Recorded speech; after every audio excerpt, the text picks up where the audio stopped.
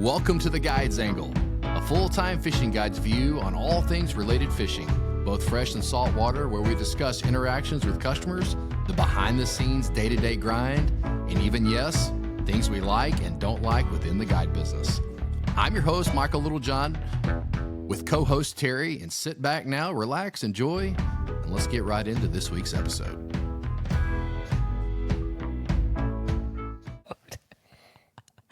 Episode number 5. All right, so We're back. here we go. We're back at this thing. Had to twist your arm, your leg, bend your toes back. You know, everything to get you to do it's this. one of these things. These episodes of this particular podcast, The Guide's Angle, they're a lot of fun, but they require a lot of time. Yeah. Of which we've had a lot of time the last couple months, but you know what happens to fishing guides in Texas in the month of March? It gets Spring break. crazy, and it has gotten crazy. And we started running, so we had time change, and we didn't realize that our studio that we were doing our episodes in was right there in our store, and we didn't realize that the afternoon trips Yep.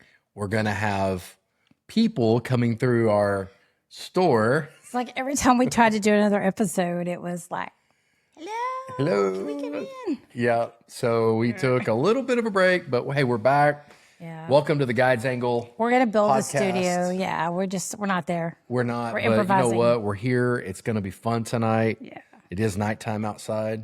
Is it? Oh, yeah. The National Weather Service has our country at a level 5 tonight. So, Our country or Texas? well, it's actually Arkansas and parts of Tennessee are in a level 5. We're in a 3 tonight. If you're watching, listening Today's April 2nd. to this episode, Yep. it is April 2nd, 2025. 55. And I always get nervous when I see the level 5 because it's pretty much imminent. When I was growing up, like I literally could not wait till April and like, is it October or in October? Are you talking about storm season? Yeah. I couldn't wait because I love storms. Like, I didn't want to be in one. I love loved storms, it. but ever since we built the lodge, Yeah. it's different because, you know, we've had a lot of damage even in the, 5 or 6 years that we've had it. That's another thing that happened between the last time we filmed and now. We lost our roof.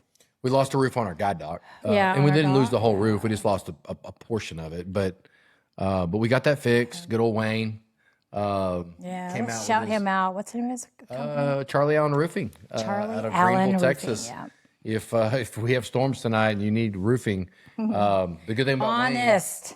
the good thing about Honest, Wayne honest. is he's going to shoot you straight, and he's going to deliver a good product. I would not. I mean, I'm sure there's lots of roofers out there, like millions, and that's all cool. But he is super honest, and he is like, he's great. Like, Yep, good people. we've lost our part of our roof pretty much every year. Well, I think we got it fixed now. Yeah. The staples are gone. Yeah. The screws are in. The whole roof Which is he now didn't screwed install initially, so down. I'll tell you something kind of funny, and then we need to jump on into this thing we're good. We're good. because we got lots to talk about tonight. We're but good. I was in Wayne. We're talking about Wayne Yes. with Charlie Allen Roofing. He is the man who is replacing our roof. He came in on his bass boat the other day, and he's like, "Hey, I found your roof." No way. And I was like, "Yeah," because I'd seen it as well. I was like, "Yeah, is it right outside the cove there?" And he's like, "Oh yeah, big old chunk of it, about 30 foot wide." So there was a portion of the metal roof that blew off in this giant piece, and it landed out there in about 25 foot of water. I didn't know that. And it is sitting out there, and hopefully the crappie are going to find it. We'll have us a very expensive crappie condo. Google Map, Open Water Lodge, and then get on your unit, live scope or your Yeah, side just scan. come on, scan on in about 150 yards to the east of the dock. You can Oh, just look at there, some crappie under come there. on in, and don't just get your limit. Don't take more than what you can eat. Save some for us. Yep, save some for us. What are they? What are different states? Don't different states call crappie different things? Like in Texas, don't we call them crappie?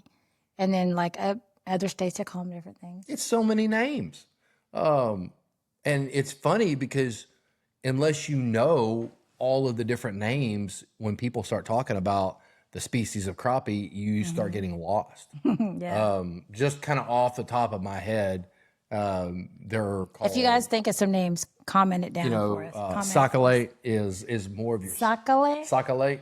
Sac-a-lait. That's French for, I believe, sack of milk. Really? That's going to be your South Louisiana boys. Really? Maybe the far western side of Mississippi. Yeah. So that area down there, down on the can I say coon ass? I think you can. I don't know. I don't think you can say I grew coon ass up- if you're I grew not up- from there. Hey, Justin Wilson is one of my heroes. So if you're listening to this I episode, loved him. a little bit of this, a little bit of that, boy. I loved him. Ooh, that tastes good, just like that, my friend. I loved him. Yeah, I grew up listening. You know, back in the day when when I was a kid watching TV, you had you didn't have Channel 4. You had Channel 8, Channel 11, Channel 13. You didn't have 4, 21. Those are local channels for Fox and Channel 33 is like WB. Yeah, but it wasn't Fox back then. No, but anyway, that's here nor there. So what I was trying to say is back in the day, that was a big deal when he came on. Oh, yeah. And it was old. It was from the 60s and 70s. This was I was the born in 80s. the late 70s, so it was at least So in I mean, the you 80s. watched it at your grandma's house. Yeah, and Red Skelton came on right after that. Justin Wilson did his cooking show, then and then we watched Red Skelton, and But we're talking about crappie, Yes. sac-a-lait, white perch. Wait, I've read that. There's Crappie. People call them crappie, or is that just I hear people say crappies all the time, and crappie in its essence is plural and singular. So you could say we caught a bunch of crappie, Yeah. or you could just say I caught a crappie. But a lot of people want to put an S. Oh yeah. Crappies. So, one of those kind of things. And, it's, but if it is, so you got sac-a-lait, white perch, one of our South Louisiana Peterbilt guys, they call them paper mouth. Paper mouth. Really? Paper mouth? Paper mouth, but the paper mouth is with the accent, it's paper mouth. Oh, So Lord. I've heard a lot of it. There's another one too, white perch, sac-a-lait, crappie, barn door. I mean, but as far as slabs. I Right. knew one. Yeah, good stuff. Good eating. Feeling me And hey, what in your opinion, what do you think eats better? Okay, fresh caught crappie rolled in cornmeal, or fresh caught channel catfish rolled in cornmeal. 100%. One tastes better than the other. Which one? What side of the fence are you on? Honestly, Tawakoni channel catfish tastes better than crappie, but that's just my own opinion. Yeah. What's funny is that more and more people that I talk to agree. And it's not just Tawakoni catfish. Catfish coming from a really clean lake, they have a flavor about Yeah, they do. it. Where crappie, in my opinion, they don't have a flavor. They're so smooth. And so they kind of take on the flavor of whatever it is you're cooking. Yeah, that's true. And that's one of the reasons why I'm not a big Louisiana fish fry batter guy, because Louisiana fish fry has a very strong seasoned Batter. flavor, Yeah. which is great if you like a strong seasoning, but to me, it takes away from the flavor of the fish. Yeah. That's why, for me, if I'm frying fish, straight yellow cornmeal, salt, pepper, cook them, bring them out, salt them a little bit when they're still hot and steamy. Let them sit for just a few minutes so you don't burn your tongue, and then smoke And it. I don't think I've ever, I know I've never cooked fish, personally, cooked fish. Because, when I was growing up, my dad cooked it. And then later on in life, and then other people that I knew cooked it. And then, when I met you, you cooked it. So it's but by far, you are the best fish cooker. I've got lots of practice. No doubt. And I The had best. some really good mentors. I remember when I started eating your fish, I was like, God, this is so good. Well, I think one of the things about cooking fish is I think people freak out when they're cooking fish. The whole idea of most of the time they harvest it themselves. There's a super weird attachment to the whole fact. Because when you buy a steak, you don't go out and kill it first and then cut it up pet and the butcher cow it and all that, So people, for whatever reason, really, really, really, really want to make sure that they've cooked it thorough. They saw it swimming. They saw it when they're cleaning. They want to cook it. But the deal is that hot 350, 360 degree oil cooks the fish meat super fast. Yeah. It's almost, I'm not gonna say it's instant, but on a half-inch fillet, I mean, what, maybe a minute and a half, and they're done. Do you remember that time we had a friend of ours that cooked fish? And you'll take a piece of a catfish fillet and you'll break it into 3 pieces. Right. Because so we can get the little crusty ends. That's a secret that if we're gonna share in the episode, people that are listening, if you like to fry fish, this is a secret that will change your whole experience of eating fish. Oh yeah. And I got told this by a customer. Yeah. And it changed everything. So it's a texture thing. Yeah, it's a texture. And that anyway, so this friend took the fillets, and I'm used to seeing you pin like a 12-inch fillet, you would put into 3 pieces. Right. 3 little 4-inch pieces. Yeah. And so this guy actually took the fillet and cooked the whole fillet, and it was some thick. It was a giant fillet. Yeah, it was like 12 inches long and about 6 inches tall. Yeah. And it was like a meal in itself, like a big steak. Yeah, it was a big steak. Yeah. It was okay. And it was okay. But I remember that. I know who you're talking about. Yeah. The way to do it, let me tell you, if you're listening to this episode, this might be the most important thing you hear all night. Probably. Is take your fillet and then take your thumb and right in the middle of the fillet, poke a hole in it with your thumb. And then with the other hand, pull the fillet apart. And when you do that, there's going to be about 6 or 7 different directions it tears.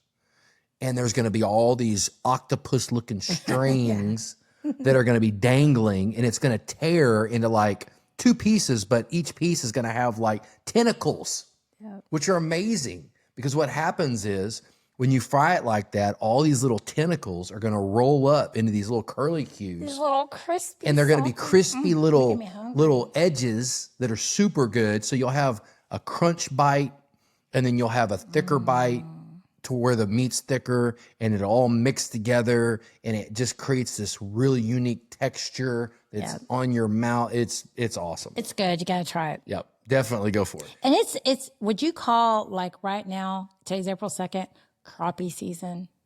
Is it almost here? Is it here? Like, when's the crappie bite the best? It's so funny because, I know you can catch them all year long. Yeah, I grew up trying to say you can't. hearing that my whole life. Crappie season. Is it season for crappie? And I think what people refer to that is the spawn. Just like the white bass run. I've never understood the whole thing of run because fish don't run; they swim. But they call it the run. Are the fish running? It's like, Oh, people ask that a it lot. drives me nuts when I hear that. But Y'all don't call and ask that anymore. and it's almost to me, it's like that's the only time. Like when they're saying that, it's like the main time to fish for them. Yeah. And in reality, it's the worst time to fish for them. I'm not knocking catching crappie in 2 foot of water while you're waiting. Yeah, There's no much more. That's about as fun as it gets. Or catching white bass in the creeks when they're swimming in shallow water and catching them on light tackle. That's great. But if you want to really play the numbers as good as you can play them, you're going to catch a whole bunch more fish when they're post spawn and they're patterned out and they're in large numbers on structure where you can catch them for most of the year, day in, day out in the same areas. Right. And so if you say like April, not to cut you off, but like just from my own, in April, when do you think the bite is best? Like, are they done spawning by April? Are they moving out? I mean, like it kind of varies every year, but I think that most, and you got to understand how's Tawakoni? I'm a friend who like Tawakoni. Well, like you got to think of the United States on a latitudinal basis. Think of lines that go from California to Georgia or California to North Carolina. Draw a line across the whole United States. Okay, there's regions of lakes that exist on these lines. Even in Texas, there's a ton of lakes that are farther north than there are lakes further south. And for example, lakes like Milford Lake in northern Kansas is on a much higher latitude than for, say, like Lake Fork or Lake Tawakoni, which is about on the same latitude. Right. Right. So with that said, these lakes warm up. Obviously, the lower or more southern latitudes, these lakes received less cold weather during the winter. So they didn't cool down as much, and they warm up faster. Yeah. Well, fish are their whole reproductive, their whole spawning pattern is all based on water temperature. So your fish on the southern part of the United States, and for example, when we talk about Texas, there's a massive difference in when the fish spawn in the southern part of Texas versus when they spawn in the northern part of Texas. So late February, early March, South Texas, the crappie are spawning. Up here at Tawakoni, they ain't even thought about it yet. We're still at 45 degrees. You know, the fish are still out and, you know, they're thinking about it. Their bodies are developing eggs, but they're not moved up into shallow water. They're starting to move towards shallow water, but they're not moved up. But when that water hits that magical 54, 55, 56 degrees, boom, it's a trigger. You get 3 or 4 days of solid sunshine, really spiky temperatures up in the shallows where you might spike up to like 58, 60 for just a couple of days. Those fish are starting to be drawn up into that shallow water. And that's what I think the people refer to as the crappie season. When you get those bobbers and those minnows and just pitch it out on the bank, the bobber goes under and you catch them and, you know, that kind of thing. So, but you know, and it's weird, right? It's kind of like the rut. Yeah. You know, if you're a hunter, you know, the rut typically definitely happens. If you look at Texas, it happens in the Texas Panhandle, in the northern regions of Texas first. And the folks down in South Texas, they're not even close to a rut. They're still wearing shorts and T-shirts, and those deer don't even rut till like mid-December because they don't even get the cold weather yet. That changes that whole instinct in the deer. So if people are fishing Tawakoni now, because I know you do the Texas Parks and Wildlife fishing report for our lake. Is it our region or our lake? It's just for Tawakoni. Yeah, we just do and so you did your report today because I saw you typing it up. So what was the crappie report that you put out? Just curious. Well, do I get to cheat and look and actually see what you should know? You wrote it. So I put that it was the crappie bite was improving, that there were still quite a few fish up shallow, which is true. Right. But there was a group of fish that were actually trying to move back onto some shallow structure. So, you know, it's an improving bite. Week by week, it's going to get a little bit better. Our lake here, Tawakoni, it just doesn't have like the giant numbers of crappie that some of the other lakes do. And particularly like Fork has just an unprecedented amount of crappie in it. Wait for a lot of people there. It's just an amazing crappie lake. It really is. And they don't have the hybrid striper population that I believe. Do they have hybrids over there? They don't. No, they don't have a giant white bass population. Do they? Is it because they don't stock them? Exactly. Wonder why they don't stock them. Because it's because of the bass. Well, sure. Yeah, I think if anybody's listening. That's a bass fisherman that loves a fish fork. If they were to hear the reports, we're gonna put some hybrids. They're gonna put hybrid striper in Lake Fork. I think there would be a small war. It might be a problem. So I kind of figured that's what it was. That's it. And matter of fact, it's pretty amazing. The white bass population for years never existed. You know what? Another really good hybrid striper lake is not to really switch gears, but is Cooper. Cooper's a great hybrid striper lake. It is, yeah. Cooper Lake is 2.5 hours east, northeast of Dallas, and it sits out in the middle of nowhere. Great hybrid lake. Great hybrid lake. It really, how do I explain this? It's just underfished. Yeah. And actually, we just gave you guys a little secret. Shh, don't tell nobody. It's a fun lake to fish. It is, though, and it really is a good hybrid lake, especially like. Even in the wintertime, we catch them, and in the summer, late summer. Actually, it's kind of funny. We'll talk about this for a minute since we're on the subject of Cooper. We went over for the first time this winter. I met some customers over there. TJ Jenkins. Oh yeah. He wanted to do a hybrid striper trip and a blue cat trip, a combo trip over at Tawakoni, and it just. I don't know. It just wasn't right. You know, the fishing was kind of off. Yeah. For a little bit. And so I said, hey, let's go over to to Cooper. Scoot on. And he was like, look, I'm coming from Winsboro. You know, that's kind of on the way. So we got over there, and of course, we got over like on a Tuesday or Wednesday. There literally was no trailers in the parking lot. Yeah. There's not that many people fishing Tawakoni in the winter anymore either, though. I mean, but yeah, I get you. But anyway, go ahead. So we went out there and we set up a drift to try to get some hybrids, and we thought we'd also fish for some blue cats as well. And so we're pulling some boards, fishing for blues in an area of the lake, and we're doing a little dead sticking, and all of a sudden the mother load of hybrids show up, and we start smoking them. And not only that, we're doing that, but then we're also catching blue cats off the back of the boat. So we're having a great time. And then we come up and we're limited out, or we're getting ready to be limited out. We just need like one or two more. And then TJ sets the hook and he's like, oh God. He goes, man, I may have two, because we're fishing double rigs. Oh, yeah. And he thought he had two. And then I mean, this fish fought forever. And I was like, man, this is crazy. I was like, you must have a blue cat or something, Yeah. So we're fighting. It's taking drag. And then finally it comes up, and it is the largest hybrid I have ever seen in my entire life. Really? Oh, it was unbelievable. Even better than oh my gosh. I have never seen a hybrid this big in my entire life. So I go to net it. It barely fits in the net. I pull it in as soon as I saw the fish. I mean, without any hesitation at all. I did not know what the lake record was on Cooper, but I knew that whatever the lake record was, that fish was bigger. Just smashed it. Oh, yeah, it was no question. So we had it in the net. I had a scale on the boat. I hooked it on the fish. The fish went 14 freaking pounds. Wow. That's a massive hybrid. What's the record real quick for Tawakoni? I think it's like 15 and a quarter. So it's close.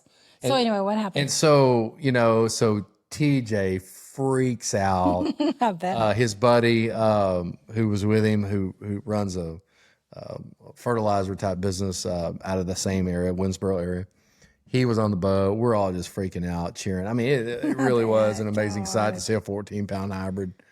And so I'm like, post a picture of it. I'm like, you know what? We launched in the state park. I was like, I have no idea where to get this thing weighed in. So we're getting on our phones looking. I'm Googling like lake records, Lake Cooper. I pull it up, and I'm like, oh crap! It was like 10 and a half or something. Or so you knew y'all had pounds. it. Or he had I was like, beat it by like 3 pounds or something, which is for a record smash. Yeah, it's a big, And so I called the state park, and I was like, hey, and the little lady, that, volunteer lady type thing, she answers. She's like, Cooper Lake, South Sulphur State Park, how can I help you? I'm like, hey, I was like, my name is Michael Littlejohn. I'm out on the lake, and I have what I believe to be a massive smash on the lake record here of how big is it? She said, and I said, well, it's big. She goes, well, how big? And I said, well, the current record is, I think, 11 pounds. And I said, it's 14 on my scale. And she goes, oh my goodness. She goes, well, I've worked here a long time, and I've never had anybody call and want to weigh in a lake record. I said, well, today's your lucky day, because we're going to, if you'll send. She goes, you know what? Well, one of our park authorities of whatever, you call them, is here, and she would love to come down and meet you guys and bring a certified scale.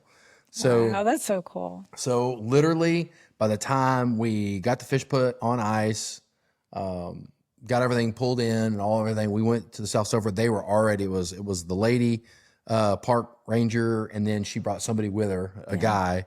And we'll post this video, because we had the video. We haven't even posted this on Facebook yet. Yeah. And so, what's kind of cool that we're saying it here on this episode. Yeah. But we parked the boat there. TJ, of course, who caught it, he's so excited. This happened to him. Oh, I bet. He was like, nothing good ever happens to me. He goes, all my friends win the lottery. All my friends, go to Vegas and win. He goes, I have buddies that do drawings, and they always win things. He goes, I never win anything. He goes, I can't believe this is happening. He was so excited. So he was pretty pumped. And we got up there, and they set the scale up right there in the parking lot, and we laid her on there, and she weighed 13 pounds, 15 ounces. She was almost 14. She was 1 ounce. So my scale was pretty dang close. Yeah. She was 1 ounce off of 14 pounds solid. That's crazy. And smashed the lake record. Congratulations, TJ. Yeah. That Very what a fish that was. We had a great day that day. We limited out on hybrids, caught a bunch, threw a bunch back. We caught some really nice blues. But to your point, Cooper Lake can be a really fun lake to fish. Are we? So we literally missed a month for doing some episodes for our podcast, and because there was people in and out of the store and the studio out there that we were using, and we could never make it. So of course we're making one now. So y'all bear with us. This is just a temporary little area we're doing it. But anyway, that's a shrimp boat. I'll be darn. And anyway, so now that it's been like a month since we've done our last podcast, the lake has changed so much, because I remember the last time we were doing it, we're on trophy catfish. We weren't even thinking about hybrid fishing yet. And so everything's changed. We ran our last trophy catfish trip. Just Chase ran it Sunday. 2 days ago. 2 days ago, 3 days ago. Yep. Yeah. And we are on a great hybrid striper white bass bite now. Yeah, the lake, and eater blues. Once it finally flips, it flips. Yeah. It's kind of like a old engine or something. Like it's got to get warmed up, and you got to get going, and then it's like it breaks loose. It's frustrating because our friends down at Richland Chambers, Cedar Creek, those lakes down there, and we're talking about latitudes. They're 60 to 70 miles to the south, and their water temperature consistently stays 3 to 4, sometimes 5 degrees warmer than ours. Tawakoni gets cold. The Sabine River Basin. If you look at a low temperature map,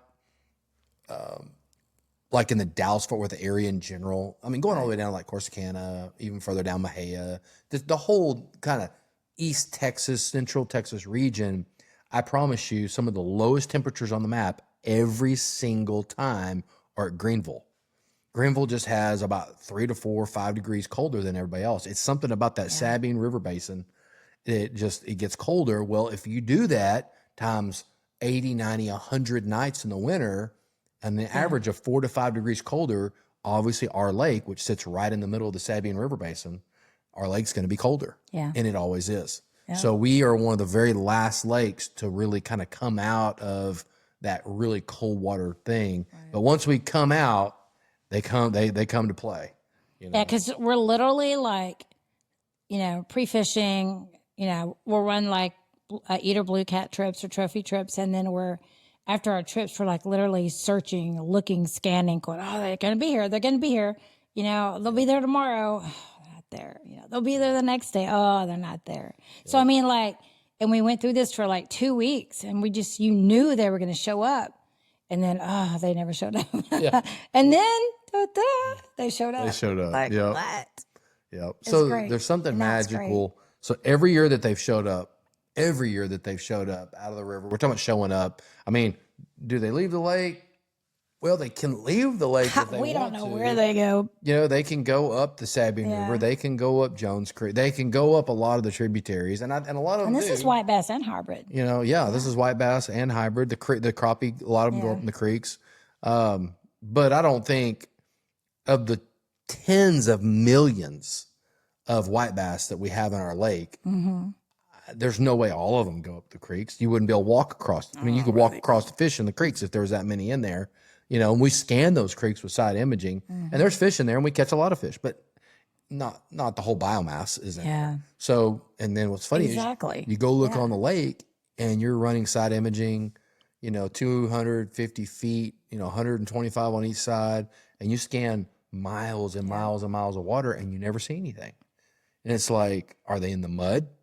Are they under the lake? Is there like a door somewhere that they just go through? And and then when the water gets to 58 degrees every year, mark my words, every single year at 58 degrees, those suckers show back up. Yeah, they're like, hello, we're back. Yeah, they're hungry. I remember one year, me, you, and Mike Thompson. Yeah. I don't know why I said Mike Tyson, because I was watching some YouTube videos of Mike Tyson knocking some people out earlier. He loves to watch that stuff. But me, you, and Mike we were either going to go out and set out some crappie piles, or we were going to check something. Yeah, we were doing something. And Noel had a trip. He was on a trophy catfish trip, or he was on some kind of trip because he couldn't. March. It was in March. It was March 28th. I remember it. Yeah. And we had not been on any schooling fish at all, or schooling fish. We hadn't been I on can any tell you scaling where we fish. were. Yeah. We were in That Sun was Point. that was like 7 years ago. Yep. It was the latest that the fish had ever showed up. We were in a really bad winter. Yeah. The lake was real cold for a long time.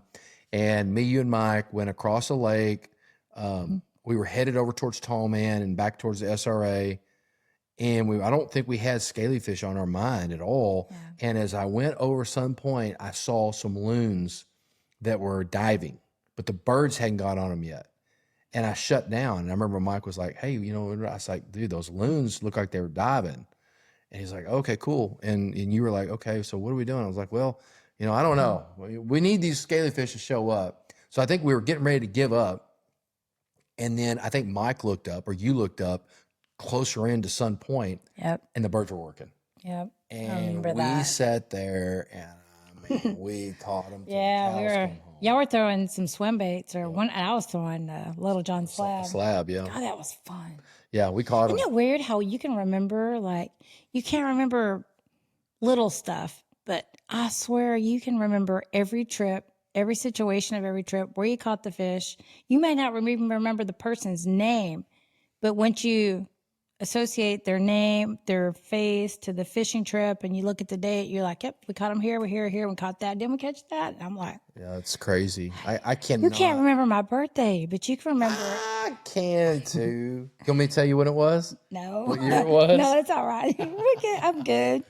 But yeah, I'll tell you, I have a hard time remembering like short-term stuff, like my wallet, where I put my wallet, or where I put, like if I came in and had some lures and I set them down where I don't remember that stuff. Yeah. I just ask you because you know everything. But yeah, if I hadn't fished with a guy in 4 or 5 years and he came back to fish with me and he started telling me about his trip, I could finish his sentences and say, yes, we caught him over at Cloud Point. Yep. Yeah. I don't know. It's crazy. So. Well, it's getting really busy. We got rained out this weekend. We're supposed to have this heavy rain coming in, and we had quite a few trips cancel. We had some big events, which kind of stinks, but it's all right. Well, they didn't cancel. We rescheduled them, but yeah, both of them rescheduled. So we're in a really high, severe risk over the next like 4, 5, 6 days. but a lot of rain. Like it's supposed to rain, heavy rain Friday and Saturday. We really don't need it. The lake's full. Yeah. It's actually going over the spillway. We don't need any more rain. We're going to get more rain, but it's just ever since 2015, the lake was almost 11 foot low in 2014. And it had been low for years previous to that. And that hurricane came in 15. I think it was Ike. I don't know. Someone can look it up and see. But whatever hurricane came in June of 2015, which June's early. It was a tropical system of some sort. Yeah. It came in June of 15. It filled the lake up. It filled the lake up within 3 weeks. And mark my words, it has been full other than just a few short little periods ever since. Yeah. That spillway has had a lot of water going over it since 2015. So let's talk about, not to really change gears, but like on Tawakoni now, it's April. So we're going to be fishing for what and when for like we're gearing up because this is our busy season. We are like right now we run morning and afternoon trips. So we're literally like, did you say like 75% booked almost all the way through the summer? Yeah, it seems you keep incredibly booked. You take all the calls and you know better than I do. I know that our books are pretty full. We had a record March this year, so we ran a lot of trips. We ran more trips in March this year than we've ever ran. But my point wasn't to brag about we're running these trips. Not that you were. I wasn't trying to put that point out there. What I was trying to say is, what are we moving into? Like we're moving into hybrids, and then like how are we catching them, and kind of what's the next month look like for fishing? So it's just it's one of those things. If you like to fish artificials, if you like the schooling thing, where the birds are working, fish are moving around, where your guide's going to be moving the boat a lot during your trip, seeing the lake, lots of trolling motor, lots of casting, chunking, winding, things like that. for the schooling fish, talking about hybrid stripers and white bass, that's what we're coming into.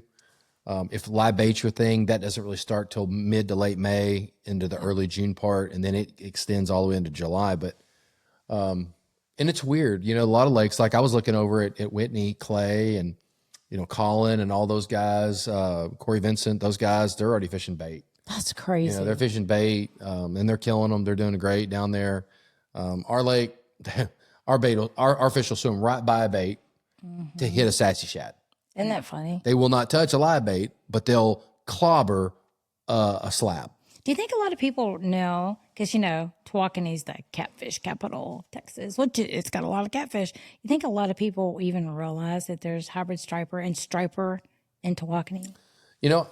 I don't think, I think everybody knows that the hybrid striper are here, but as far as the actual pure striper, I don't know that everybody knows that. And then we're the only lake in Texas that Parks and Wildlife considers worthy. And it'd be really interesting to get maybe Jake Norman in some point and ask why Tawakoni? Why Tawakoni? Why not Richland Chambers? Why not Cedar Creek? Why not, Louisville or whatever? Maybe it's because Tawakoni's so big. Isn't it like the third? It's the fourth largest lake in Texas. Yeah. People are going to say, finish what you were saying, though. I didn't mean to interrupt well, you. it's just, we get a massive stocking of hybrid striper and we get a massive stocking of striper. So we have both in the lake, and we have for a long time. Yeah. And we catch striper all the time. We've caught striper on almost every trip the last 7 or 8 trips that we've run.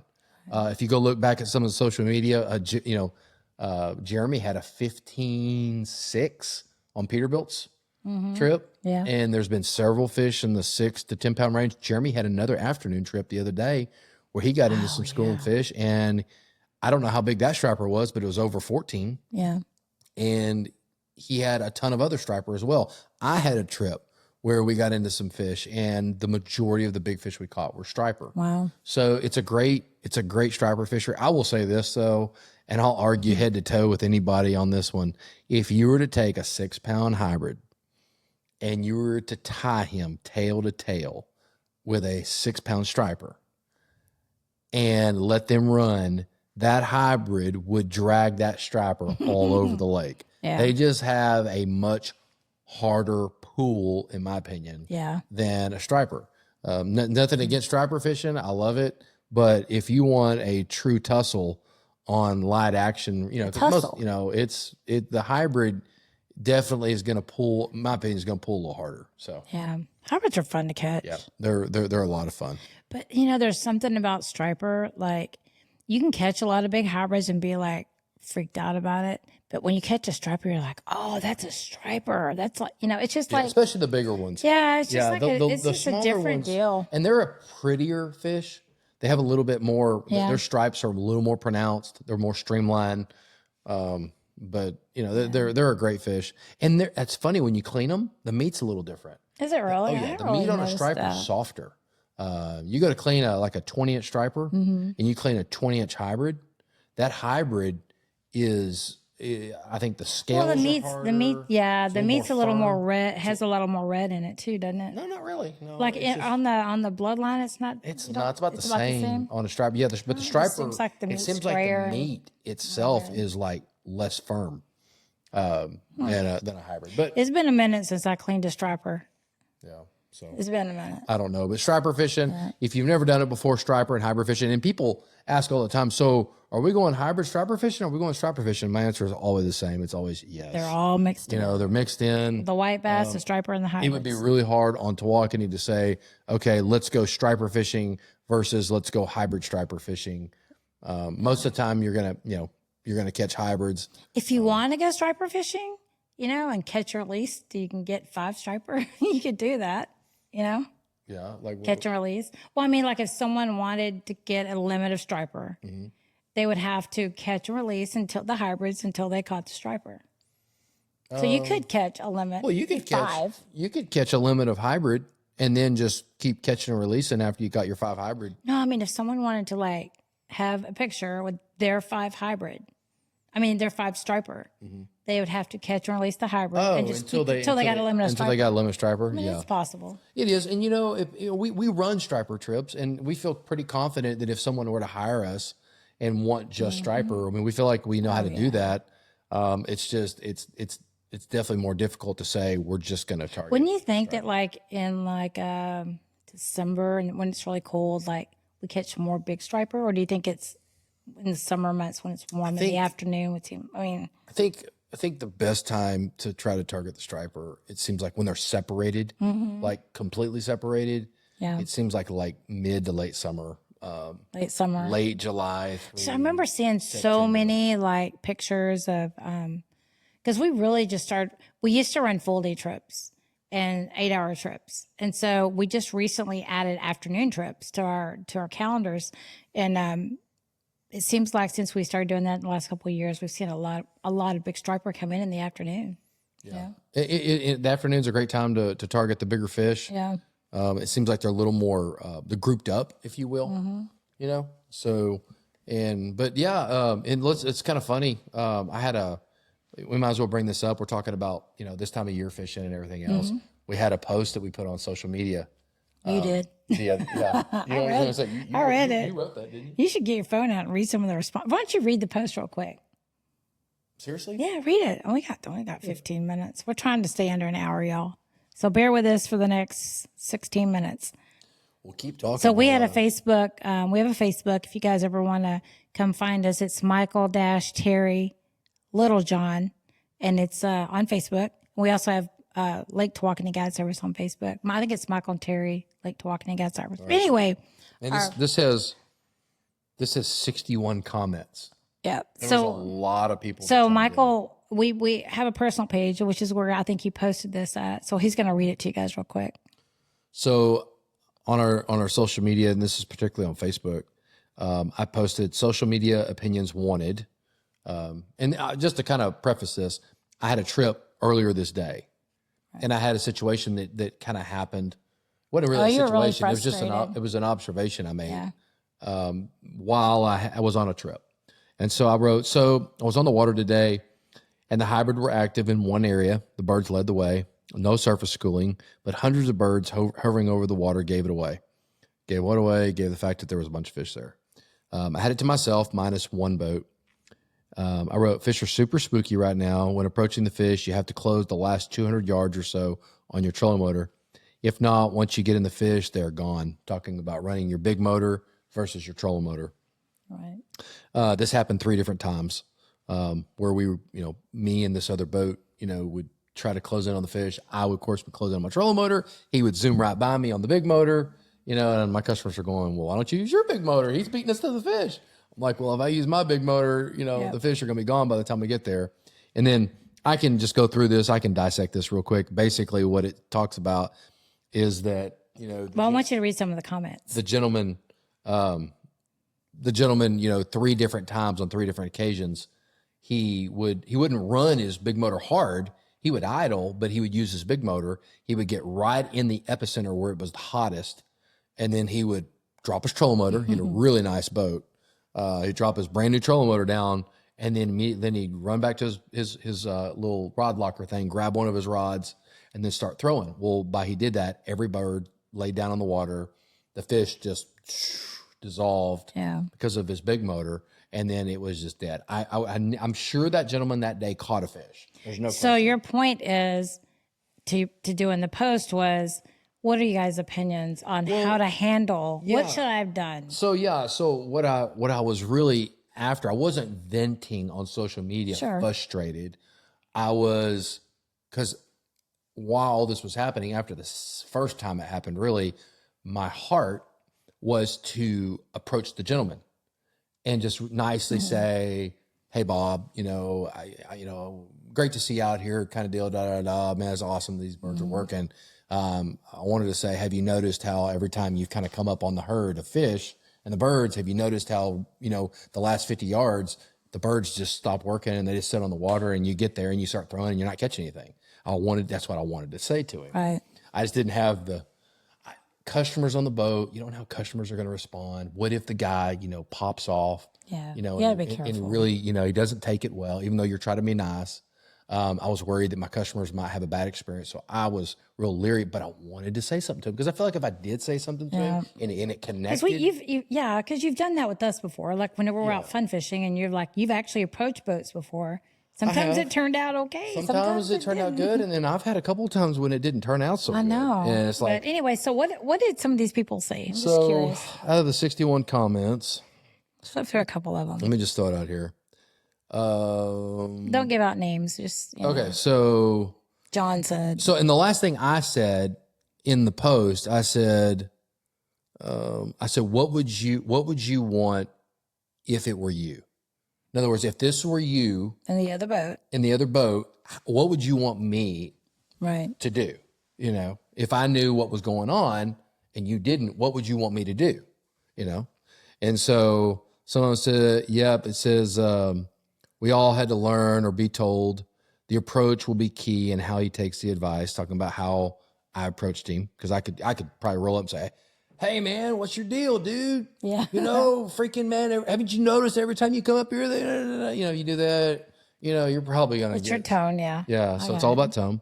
Lots of people are just uneducated and don't know any better. I would offer advice, and you never know, they might go fishing with you and learn more. Most people appreciate help and advice, but are too afraid, embarrassed to ask for it. And that was kind of me on the afraid side. I was a little afraid to approach him, Yeah. you know, because I was afraid really kind of what he'd say.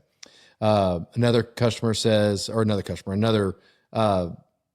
on Facebook says, you're a better man than me. I would be standing on the front of the boat telling him he should stick to crappie fishing.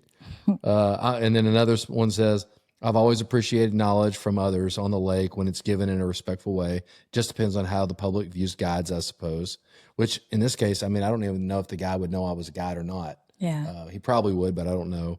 I would approach, this gentleman says, explain you are a long-term guide, respectfully educate him. I've been fishing my entire life. I've found many don't even know the basics, let alone etiquette.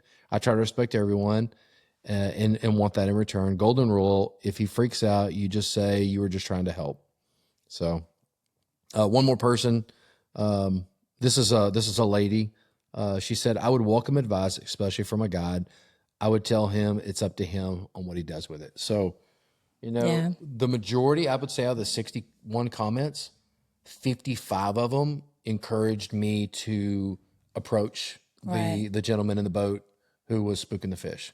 So I don't know. Maybe the next time I'm out, I will try to approach and see how it It goes. just depends on who your customers are and what the vibe is. And I get it. If there would have been multiple different groups of fish in the area that I could have gone to, I probably would have just left because that's the easiest way to do it.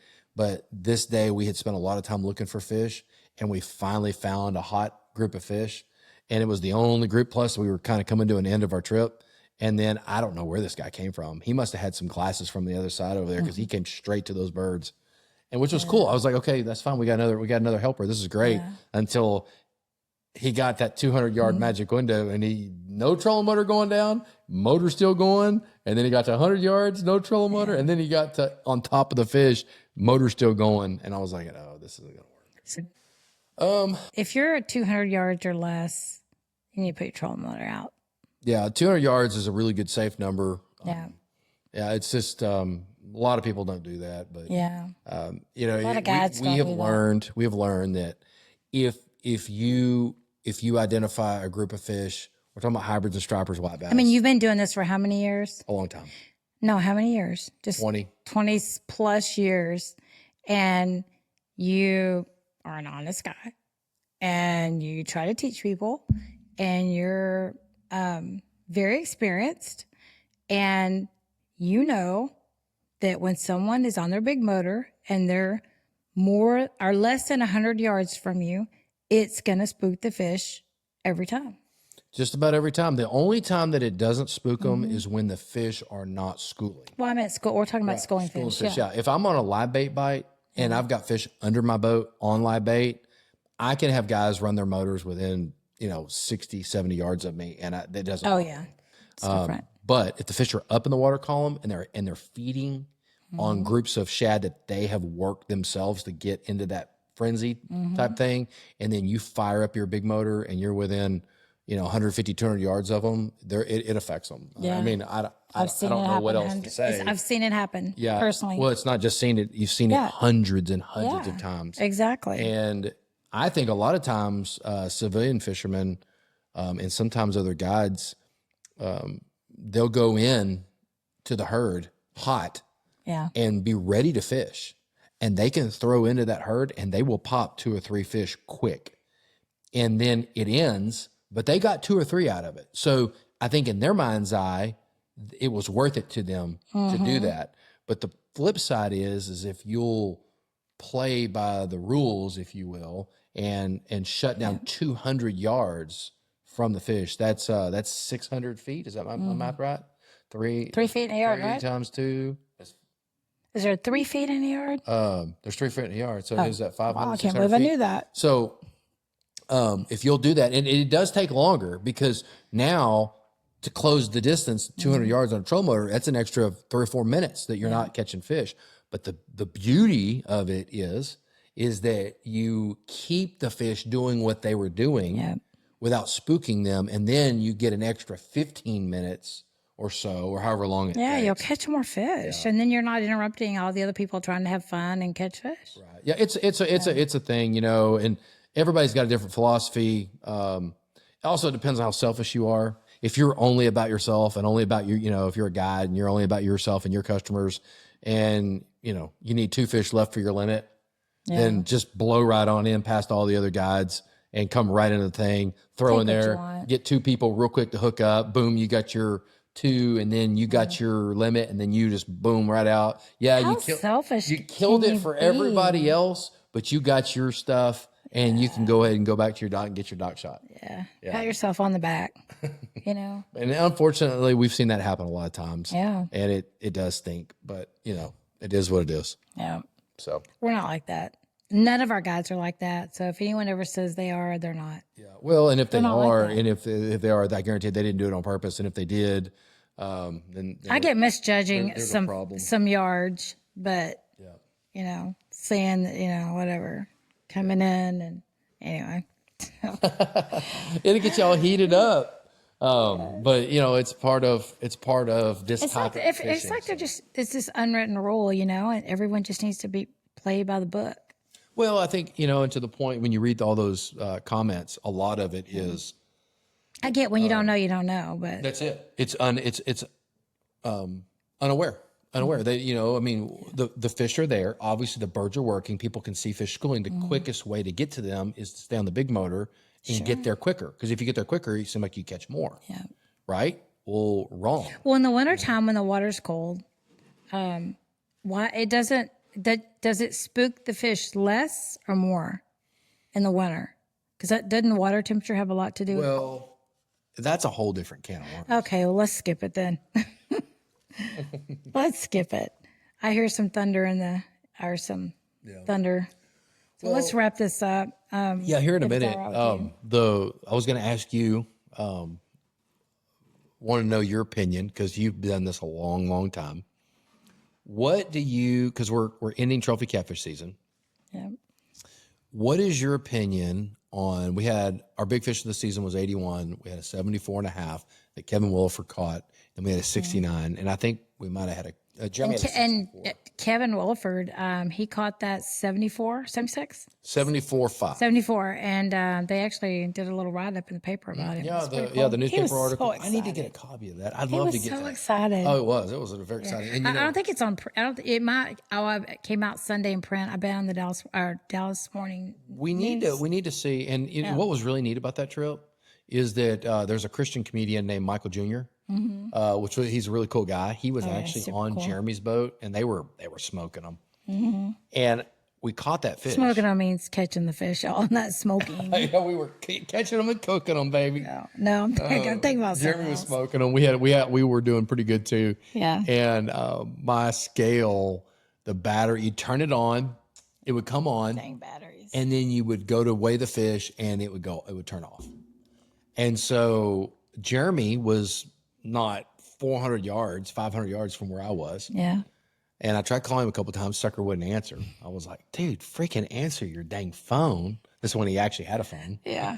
He lost it, y'all, in the lake. Yep. Anyway, And number so- 6, I think. Come to find out, the reason why he couldn't answer the phone was because he was smoking the fish. He was Yeah. he was constantly It's working. helping. So finally, I think he called me back or something, and we drove over. We had the fish in the boat. We took a bunch of wet towels and wet the fish down real well, and then drove over and weighed it. And he actually had to get on the boat and help me weigh it. Yeah. And the fish went 74.5. It was really cool because Michael Jr., the really famous Christian comedian, he was over there, and he came out and looked at the fish, and he had some pretty cool words to describe how big of a fish it was. And of course, while we were there, a big rod of theirs went down, and they're sitting there reeling Just in a all big fun. fish while we were weighing a fish. Yeah. It was, and the boats were kind of tied together for a minute. It was really cool. Yeah. A lot It of was a really cool moment. But That's here's it's what I all was going to about. ask you. What, in your opinion, do you think we had? Because we spent a lot more time this year on Tawakoni than we did on Hubbard. Yeah. Do you feel like that Tawakoni showed signs of coming back, or do you feel like it still was in a funk?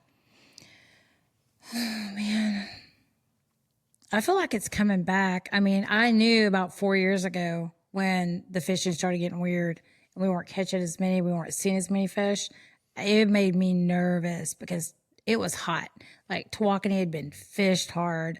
Not saying we don't fish hard, but like for trophy catfish, it got fished hard. Like every day there was a new guide on the lake. Everybody, you know, was learning how to fish or watching some of our videos and getting lots of information from us. And I think it just hurt the population, or they got smarter. Something happened that changed. And year after year, the last couple of years, or 3 or 4 years, really, it's been scary. Like the fish just aren't biting. They're not there. You can't find them. You don't see them. Yeah. Like you'll out there 8 hours and you're like, where are they at? But I do feel like, you know, they gave us some hope this year. Yeah, We caught so many fish. I feel like some that hope. last year, I probably fished Hubbard probably a month. I probably fished it 30 times last winter. Yeah. And this year, I only fished it 4 or 5. Yeah. 4 or 5 times. And the times that I went over there, I didn't do that good. Yeah. And other than Hubbard's a great lake for like 20, 30, 40 pounders. Not saying you don't catch a bigger one, but you'll catch a lot of those. And we were happy to take our customers there instead of Tawakoni, because if you fish all day and you don't catch a fish, it's like, what do you do? It's like, Well, and not only that, terrible but you know, a feeling. lot of these customers coming in, you know, you got to remember everything's relative. Yeah. You know, for someone that's never trophy catfish before, catching a 30, 35, 40 pound catfish on rod and reel, you might as well catch a 100-pounder.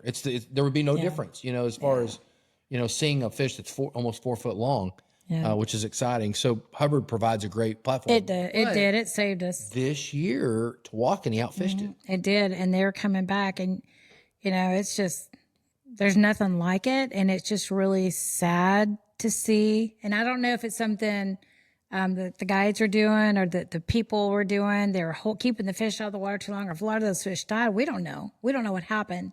But we know something happened because it changed. And I was starting to think they weren't going to come back. But this year really gave us some hope. So that was pretty cool.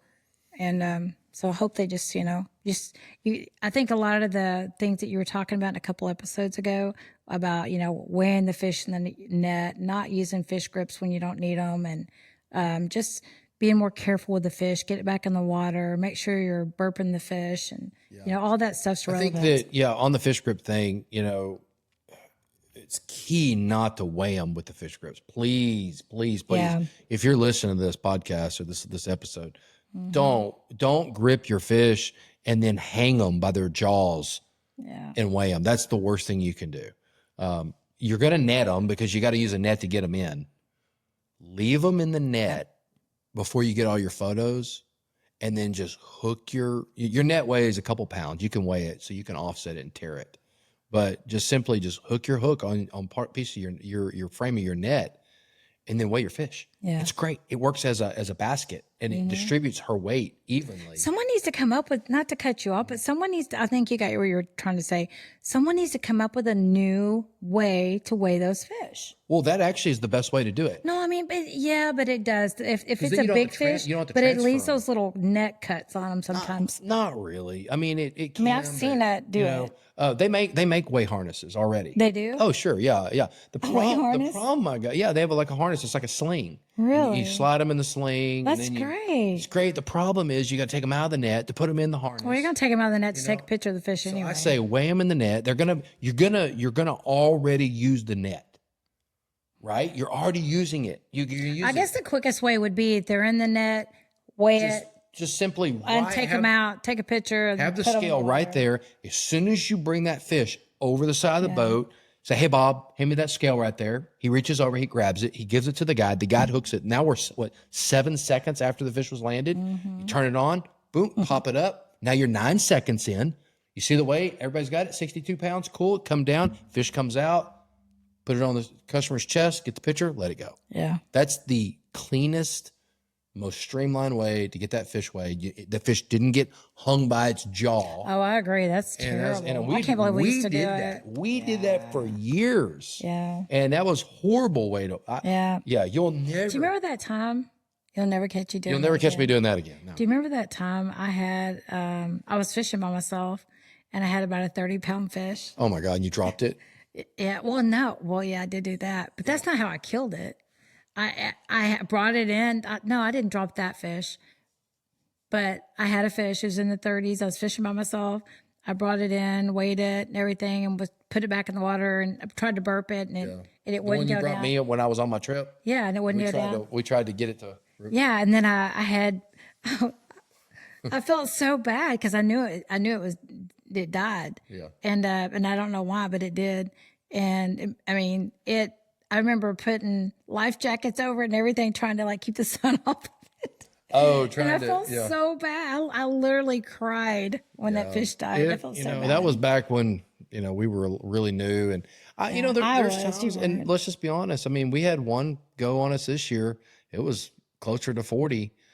There's sometimes when you're fishing, especially in deeper water, you hardly ever see this in shallow water, but when you bring them out of deep water, sometimes even though you burp them and you get all the air out, and their bellies are jelly soft. Yeah. Sometimes, most of the time, no, but every once in a while you'll get one you just can't get back. Yeah. And it's just unfortunate. So I love catfishing. It's fun. It's the closest thing to saltwater fishing you can get in freshwater. as far To as big the fish. actual pull, Yeah. yeah. There's nothing in Lake Tawakoni that's going to pull harder than a 50, 60, 70 pound blue cat. We've caught some really nice buffalo. Do we have alligator gar in our lake? We don't. We have gar. We have just gar. We have big gar or little Not gar. really. Like We're those not little gar with the little. We're like a spotted gar. We're a pretty puny gar. So our catfish, our big catfish is like the dominant species. It is definitely the blue catfish is the almighty giant of the lake. I mean, we got some great flathead catfish in our lake too, but they're a little more reclusive. Yeah.